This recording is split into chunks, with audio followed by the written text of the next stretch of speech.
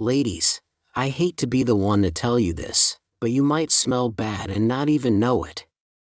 No one wants to be the smelly grandma, but sometimes it's not about neglect or poor hygiene, it's about silent little mistakes we make without even realizing it, mistakes I made too until a kind doctor clued me in.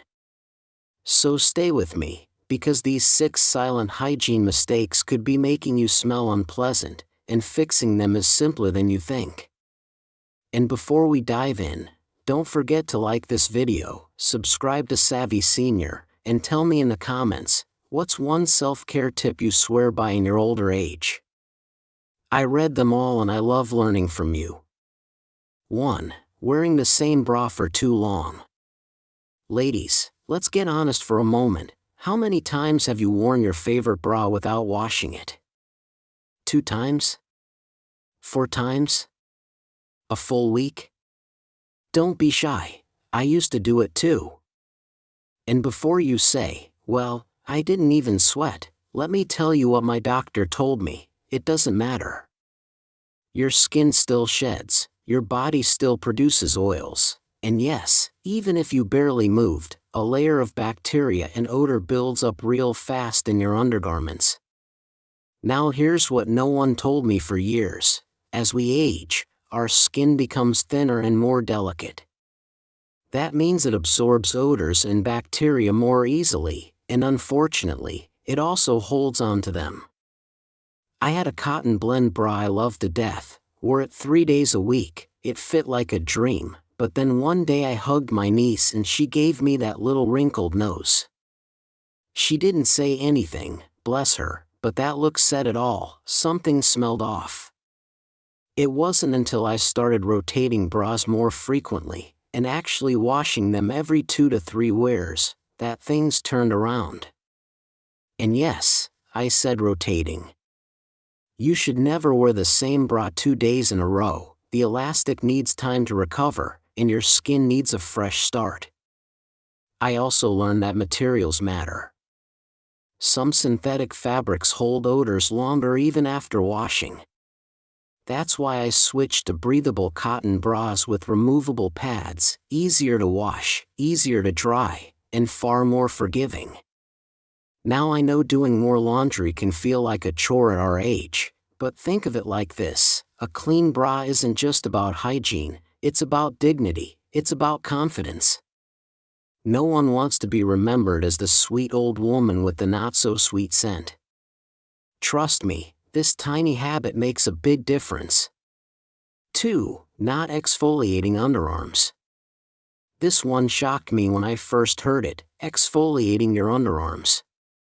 I had no idea that was even a thing. I mean, we exfoliate our faces, maybe our legs, sometimes our elbows, but our armpits? Never crossed my mind. Then I went to my dermatologist for what I thought was just age-related odor. You know what she said? You have a buildup of old deodorant, dead skin, and bacteria. I was mortified. She explained that most deodorants, especially the long-lasting ones we tend to favor, aren't fully washed away in the shower. Over time, they create a sticky film that traps odor, even if you bathe regularly. And that's what people start to notice, not just sweat, but this lingering sour scent that clings no matter what perfume you wear. I was using antibacterial soap. I was showering daily. But I wasn't getting under the problem, literally. That doctor suggested I start using a soft exfoliating cloth or a gentle scrub just 2 or 3 times a week. Not a harsh scrub, nothing that tears the skin, just enough to remove buildup. And wouldn't you know it, within a week, my underarms felt fresher, cleaner, and even smoother. Let me tell you, the first time I exfoliated properly, I was stunned, the washcloth turned a little gray. That was weeks of buildup I didn't even know was there. From then on, I made it part of my routine, especially in summer. You don't need fancy products, a washcloth and warm water can do the trick if you're consistent. And always rinse thoroughly afterward. Residue is what causes that tacky feeling that turns into odor later in the day. So yes, deodorant is important, but if you're not exfoliating under your arms once in a while, you're just layering new product on top of old grime. It's like putting perfume on top of old fish, not a good mix. 3. Ignoring your shoes. Shoes. They support us, carry us through life, and if we're being honest, they're often neglected. You probably clean your floors, you vacuum your rugs, but when was the last time you cleaned the inside of your shoes? I'll confess something that's a little embarrassing. There was a stretch in my 70s where I had this one pair of orthopedic sandals I wore everywhere, around the house, to the garden, quick trips to the store. They were so comfortable, perfect arch support, easy to slide on. But one day, I caught a whiff of something unpleasant near the entryway. I blamed the dog. I blamed the grandkids. Turns out, it was my shoes. And not the soles, the insides. Over time, our feet change, we sweat differently. Some of us develop more foot odor as we age, especially if we're on certain medications or have circulation issues. And because our sense of smell can also decline a bit with age, we might not even notice that our footwear has turned into a mobile odor trap. Here's what I learned. Most shoes, yes, even those expensive orthopedic ones, are washable. At the very least, the insoles can be removed and cleaned. I now air out my shoes in the sun at least once a week, sprinkle a little baking soda in them overnight, and alternate pairs. And I always wear socks or footies, even with slip-ons. That tiny barrier keeps sweat from soaking into the lining and cuts down on odor by a lot. One of the best tips I got: use tea bags. Dry and used black tea bags placed in your shoes overnight can absorb moisture and reduce odor naturally. And it's a whole lot cheaper than fancy sprays. Now, don't get me wrong, I still love my comfy old shoes, but I treat them with the same care I treat my skin. Because believe it or not, a lot of the odors people associate with aging, they're not coming from you, they're coming from what's on your feet. 4. Using too much fragrance to mask odors. Oh, this one hits close to home because I used to be the queen of perfume.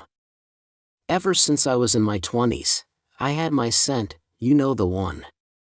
The bottle that sits on your vanity, maybe with a tiny satin bow, maybe in a glass bottle that makes you feel a little more elegant with each spray. Mine was Chanel No. 5, for decades. A classic. I felt more me when I wore it. But let me tell you something I didn't understand until well into my 60s. There's a fine line between a signature scent and a cloud of cover-up. And that line gets thinner as we get older. As our skin changes with age, so does the way it holds on to fragrance. What once smelled light and floral in our 40s can turn heavy, even sour, in our 70s. Our body chemistry evolves due to menopause, medications, even what we eat. I didn't know this at first. All I knew was that one day I caught a whiff of my own perfume, and it didn't smell quite right. Not bad, exactly, but not like me either. So what did I do? I sprayed more. That was my mistake. I assumed that if I couldn't smell it, no one else could. But as I later learned, your nose adapts. The more you wear a scent, the less you notice it. But others don't lose sensitivity. I had one poor neighbor who always gave me hugs with that polite half smile and watery eyes. It wasn't until she gently said, "Your perfume is strong today," that I realized I had been walking around like a one-woman fragrance department. And here's the kicker: when you use perfume to cover body odor, whether it's from underarms, clothing, shoes, or even scalp, it doesn't neutralize the smell. It mixes with it. The result? A complex, often unpleasant blend that sticks in the air like bad soup. These days, I've made the switch. I keep a light, alcohol-free body mist for special occasions and rely more on staying clean than masking anything. I also started keeping a small bag of unscented baby wipes in my purse, not for babies, just for me. If I'm out and about and feel like I've gotten a little ripe, I excuse myself, wipe down my neck, underarms, and hands, and I feel fresh again. No clouds, no sneezing grandkids, just clean confidence. So yes, you can still wear fragrance, but use it as a flourish, not a disguise. And always remember, clean smells better than anything in a bottle.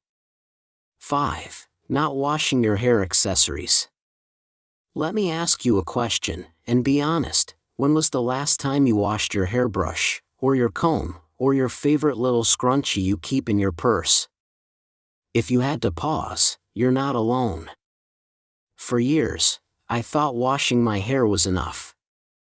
But what I didn't realize was that every time I used that old brush or tied my hair up with the same elastic, I was reintroducing old oils, bacteria, and product buildup back into my clean scalp. I had this velvet scrunchie I adored, got it at a market in Italy back in the day. It was soft, a deep burgundy, and I wore it constantly. But after a few months, I noticed something strange. My scalp started itching a bit, my pillowcase smelled a little off.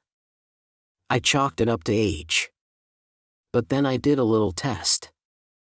I sniffed that scrunchie up close, I nearly dropped it. It smelled like old perfume, hairspray, and, let's be honest, sweat. And that smell was rubbing against my scalp day in and day out. Most of us wouldn't think twice about changing a towel or washing pillowcases weekly, but our brushes and accessories? We forget them. Meanwhile, they're collecting sebum, dead skin cells, dandruff, and every bit of product we use, gel, sprays, dry shampoo, you name it. Here's what I learned: hair brushes should be cleaned weekly. Take a comb or a pen to pull out the trapped hair, then soak the brush in warm water with a little shampoo and baking soda. Let it sit for 30 minutes, scrub with an old toothbrush, and rinse. Dry thoroughly. As for scrunchies, headbands, and fabric clips, they belong in your laundry just like socks. I now keep a little mesh laundry bag just for accessories. Every week I toss in whatever I've used and give them a gentle cycle wash. No more weird scalp smells, no more itchy forehead, just clean, fresh hair that stays clean longer. The lesson: don't let the tools that help you look good become the very thing that makes you smell bad. They deserve care too. 6. Sleeping in worn pajamas and sheets too long. Oh my goodness, I used to be terrible about this. I had this old flannel nightgown that I wore every winter night for almost a decade. It was warm, comforting, and had that broken-in softness I couldn't find anywhere else. But you know what else it had? Years of skin cells, body oils, and traces of night sweats, because I wasn't washing it nearly enough. It's easy to overlook, especially when you live alone or your partner's just as relaxed as you are, but your body doesn't stop functioning at night. In fact, some of us sweat more while we sleep than during the day. Tossing and turning, especially under thick blankets, creates a damp, warm environment, a breeding ground for bacteria and odor. Doctors say that your sheets should be washed at least once a week, pajamas every 2 to 3 wears, especially in summer. But I know how tempting it is to stretch it out. I used to say, well, I'm not dirty when I go to bed, so it's fine. But here's the thing, even clean skin still sheds. You're lying in your own skin flakes, breath, drool, yes, we all do it, and perspiration every single night. I had a friend over once, my oldest friend from college, and she stayed the night. The next morning she was kind, but she asked me gently, "Do you ever wash your pillowcases more than once a month?" That was a wake-up call. I realized I had just gotten too comfortable, literally. Now I have a little system. I keep 2 full sets of sheets in rotation, one in the wash and one on the bed. I also keep a few pairs of fresh nightgowns or PJ sets folded in my dresser. I change them every other day without fail. And guess what? I sleep better, my skin looks better, and I wake up without that musty, sour smell clinging to my neckline or pillow. One last thing, don't forget your actual pillows and mattress. I sprinkle baking soda on the mattress once a month, let it sit, and vacuum it up. Keeps everything fresher. And I wash the pillows themselves twice a year. Clean bed. Clean sleep. Clean scent. It makes a world of difference. Listen, ladies, aging is beautiful, but there's no shame in keeping fresh while we do it. These silent little mistakes, I made most of them myself, and once I fixed them, I felt more confident, more comfortable, and yes, better smelling. So let's age with grace, but also with good hygiene. If this video helped you, please like, subscribe, and leave a comment below. What's one scent that reminds you of your youth? And don't forget to join my free and filled with weekly tips for confident, radiant aging. The link's right in the description. Take care of yourself and each other. See you in the next.